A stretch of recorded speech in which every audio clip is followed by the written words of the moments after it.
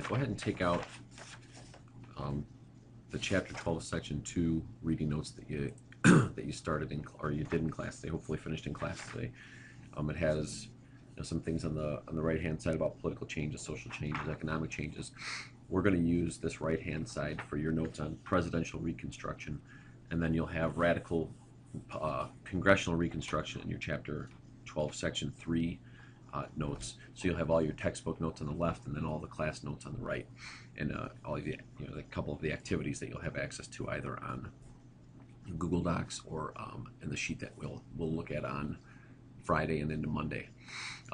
Today's video, the objective is simply to look at presidential reconstruction. We're going to consider how Andrew Johnson's personal goals and prejudices get in the way of meaningful reconstruction. By the end of this, you should be able to answer these questions. What was Johnson's plan on paper? What is it that he said he was going to do with Reconstruction? How did his plan differ in action, and why? And so where we're going to start is just by looking at, and hopefully I had a chance to show you this in class today. If not, remind me and we'll take a look at it again at the beginning of class on Friday so that you understand these dates. But what I want to highlight here is this is the Congress and when they're in session, and right here, this date, hopefully I explained this today, this is the date that explains to us the Wade Davis pocket veto, okay? And then Congress comes back into session December 5th, 1864, okay? And they are there through when it's starting to look like the war is taking a good turn through March 3rd, 1865. And that's when, right before the inauguration, second inauguration of Lincoln, they adjourn.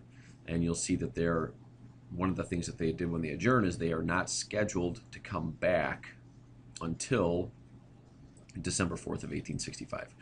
So we have March 3rd of 1865 to December 4th of 1865. Congress will not be in session. That's significant because that means that the president is in control of the government, and he can always call Congress back, but what we'll see is Andrew Johnson does not. We know that in this meantime, March 3rd to December, right, Abraham Lincoln is assassinated, and that leaves us with Andrew Johnson.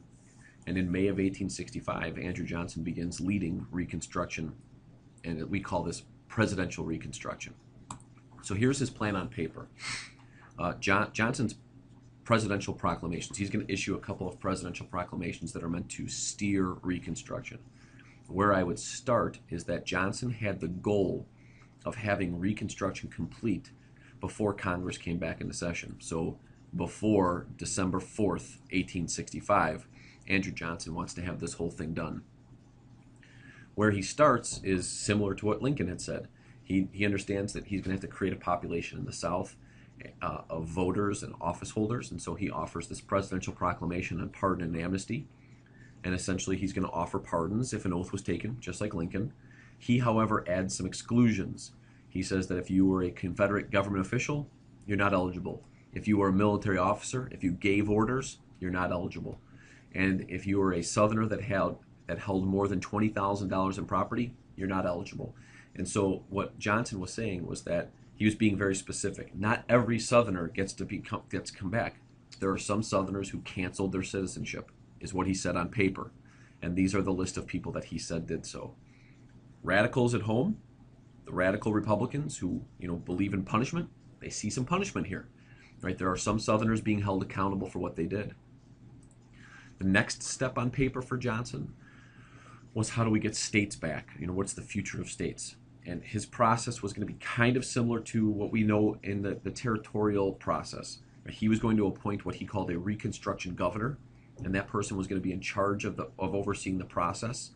And the process was going to be as people took the oaths and got their pardons, and they were then citizens.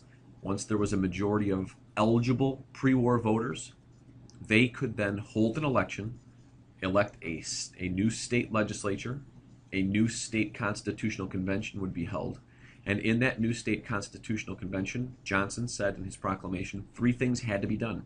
Number 1, you had to ratify the 13th Amendment, which meant that every southern state was going to have to say that slavery was dead. Second thing that they were going to have to do is they were going to have to declare secession illegal. They were going to have to say, secession, we couldn't do it. That was our mistake. And third, they were going to have to cancel all Confederate war debt.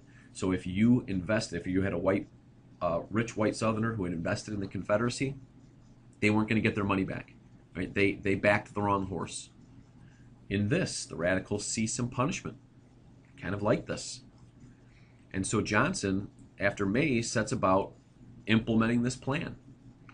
Now, here's the thing. If he wants to have this done by December, the question we have to ask ourselves is, what is necessary to be able to declare December, let's look at that date again, December 4th, 1865, what is necessary to declare Reconstruction complete? And here in Johnson's mind, what has to be done? Number one, you can't say Reconstruction is done if you still have a military occupation of the South. They can't be whole states if you need to occupy them militarily. So the military must be out of the South. Number two, the Southern states must have completed this prescribed process and elected a congressional delegation. So they have a functioning state government. That functioning state government has done the three things. They've ratified the 13th Amendment, they have repudiated secession, and they have declared war debt void. They do those things, and then they elect a congressional delegation. They're ready to come back into the Union. So Johnson imagines himself on December 4th, 1865, walking up the steps of Congress, of the Capitol, being followed by these delegations of all the newly elected Southern congressmen, and telling Congress, I've done it. I've completed Reconstruction. And the last step would be the sitting U.S. Congress must seat or welcome those new Southern congressional delegations. And once they take their seats in Congress, they're back. Right? They're states again. And this is what Johnson sees happening by December of 1865. And here's how it actually goes. So Johnson's trying to hurry the South through this process. And what he notices is he doesn't have full participation and cooperation from the South. For example, when they first hold their elections, when they hold their very first elections, many pardoned citizens, so the eligible voters, vote for ineligible politicians. So people who held offices in the 1850s and during the Civil War who were ineligible for a pardon are reelected or elected to new state legislatures. These Reconstruction governors tell Johnson, what do we want us to do here? They're not following the rules.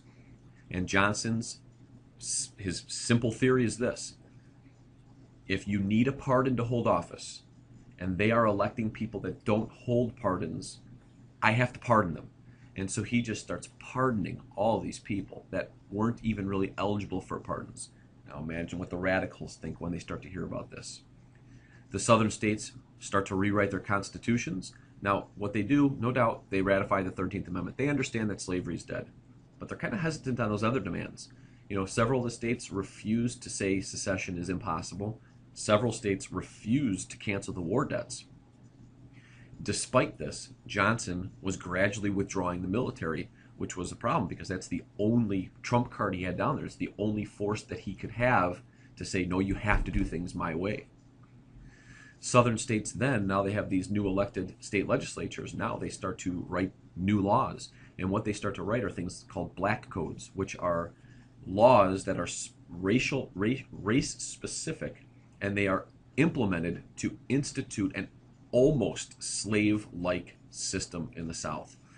The best example, and I think your book mentions this one, the best example is vagrancy laws, black code vagrancy laws, where you had to be able to provide proof of your employment, and if not, somebody could, quote unquote, employ you.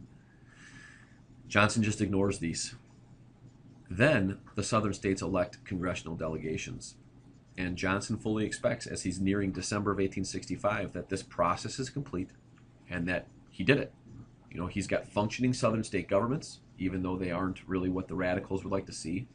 They look a lot like they did in the 1850s, and they're passing laws that are, really making everybody question what was the Civil War all about? What was all this sacrifice for if we're going back to this system? Johnson fully expected them to be seated.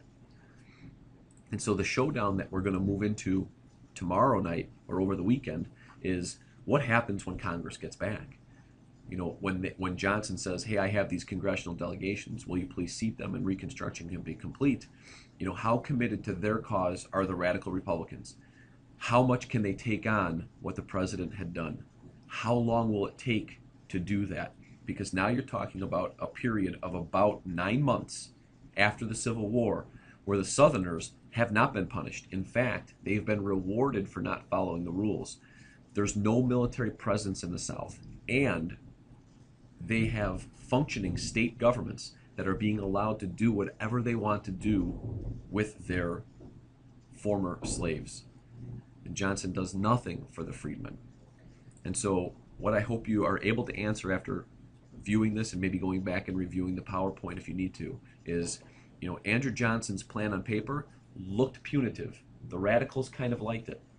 But when he puts it in action, he's in too much of a hurry and isn't willing to take the time to make sure that it's done right, primarily because he doesn't really believe in it. Johnson believes in states' rights. Johnson believes in a limited federal government, and he believes that this process just needs to go quickly so that we can get the Union back together and start moving forward. There's a Google Doc.